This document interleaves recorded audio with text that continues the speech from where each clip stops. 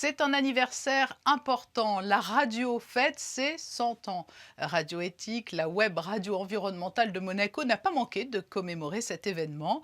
Le reportage de Christine Datomel et Lionel Bernardi. Amis de toutes les ondes, bonjour. C'est ainsi que cette émission spéciale coproduite par Radio Éthique et Séquence FM a été diffusée sur toutes les fréquences des deux radios, Paris, Lyon, Annecy, l'Alpe d'Huez, Nice, Cannes et Monaco, bien sûr, l'occasion de célébrer les 100 ans de la radiodiffusion. Ça fait 100 ans que la première diffusion a eu lieu de la Tour Eiffel, donc c'était les ondes longues, et depuis 40 ans, les ondes sont libérées, ce sont les ondes FM, les radios libres, et c'est aussi la naissance et l'essor, parce que ça existe, de la radio numérique qui s'appelle le DAB+.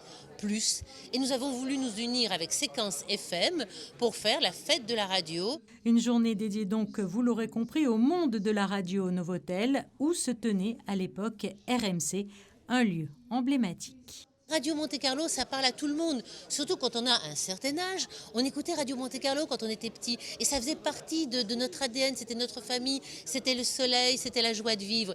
Et quand on a eu cette idée, on s'est rapproché d'anciens de Radio Monte-Carlo et là c'était un afflux de gens qui avaient du plaisir et qui voulaient absolument venir s'exprimer. Et on a fait 2 heures d'émission ce matin sur Radio Monte-Carlo.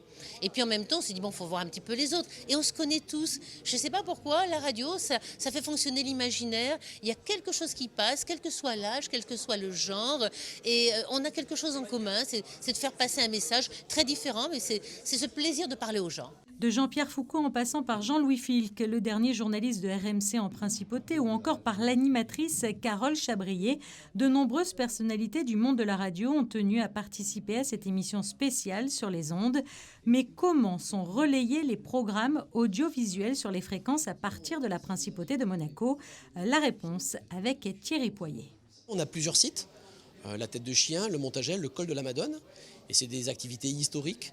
Et en fait, en utilisant l'ensemble des fréquences, on va couvrir des programmes en FM, en DAB aujourd'hui, et puis on avait aussi des vieilles technologies comme les grandes ondes précédemment. Vous savez qu'aujourd'hui, on fait très attention à la puissance de nos antennes, et effectivement, on a des sites qui sont relativement éloignés de la principauté de Monaco, mais bon, Tête de Chien, c'est pas très loin, et qui vont permettre d'arroser la principauté par l'ensemble de ces ondes.